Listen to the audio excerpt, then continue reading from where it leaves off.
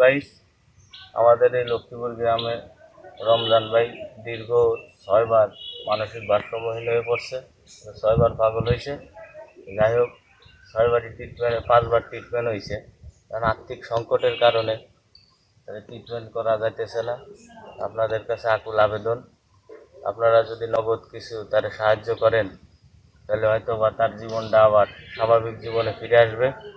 এইভাবে দেখেন, একটা লোক এইভাবে শিকল দিয়ে রাখা কি সম্ভব? এটা তো একটা মানুষ।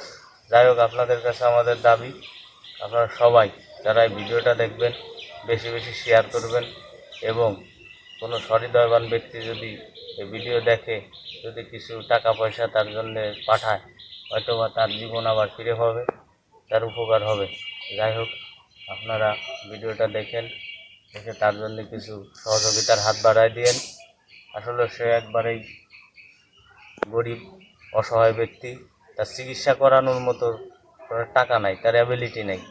ঠিক আছে, যাই হোক, আপনারা কিছু টাকা দিয়ে সহযোগিতা করেন। সকলকে ধন্যবাদ। আসসালামু আলাইকুম।